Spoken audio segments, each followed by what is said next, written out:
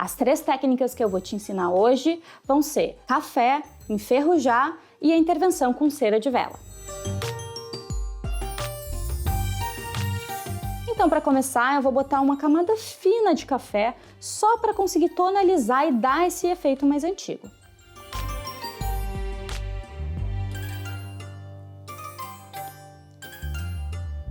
Se eu deixasse assim, eu já conseguiria ter essas manchas que ficariam depois que o café secasse, claro. Mas nesse caso eu vou deixar ele tonalizar toda a foto. Se vocês deixarem de um dia para o outro, o café entra bem na fibra do papel e fica realmente muito interessante. Aqui a gente vai só tonalizar mesmo. É só a gente esperar secar para conseguir esse efeito mais antigo.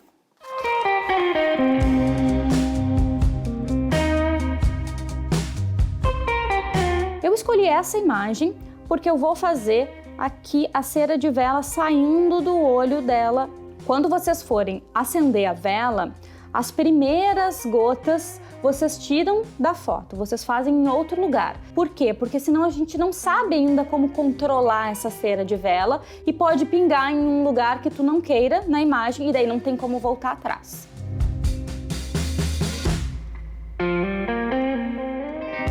É bom esperar secar umas partes para que tu possa fazer o pingo, que se ela fica sempre molhada, ela não faz o relevo.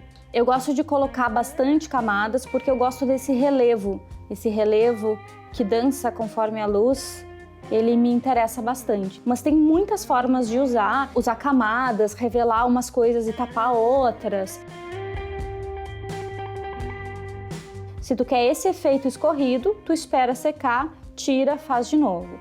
Se tu queres esse efeito camada, tu vai fazendo um pingo atrás do outro no mesmo lugar, que ele vai fazendo essa camada de cera.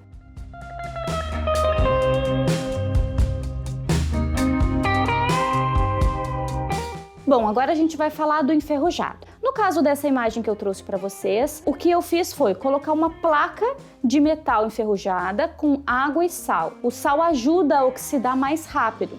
Bota ali para enferrujar e vai conferindo. Se gostarias de mais ferrugem, deixa mais tempo. E o que a gente vai fazer aqui, porque não temos tempo de fazer com uma placa de metal, a gente usou essa cesta que já está enferrujada. Raspamos com um estilete, mas poderia ser uma faca ou algo que tu tenha na tua casa que consiga fazer esse processo de raspagem. Colocamos num potinho e com uma pipetinha eu vou pintar agora. E claro, quanto maior for a concentração dessa ferrugem, mais grosso vai ficar esse pingo e mais pintado vai ficar também. Bom, eu já fiquei super satisfeita com esse resultado. É muito importante que a gente dê espaço para esse processo, porque enquanto eu estava fazendo aqui os pingos, os riscos, eu percebi que em volta desses riscos ficou molhado. E como a gente tem uma luz aqui no estúdio contra, esse molhado deu um brilho. E eu acho que a fotografia experimental, a fotografia híbrida, é muito sobre isso também. Sobre como tu vai utilizando técnicas, não técnicas e gestos para ir te incorporando também nessa imagem, né? Momento que secar, acabou, ela já vira outra coisa, ela se transforma. E por isso que ela está sempre viva, porque ela está sempre se transformando. E se quiserem saber mais de fotografia, do autorretrato à gestão de carreira, não percam os meus cursos aqui na Doméstica.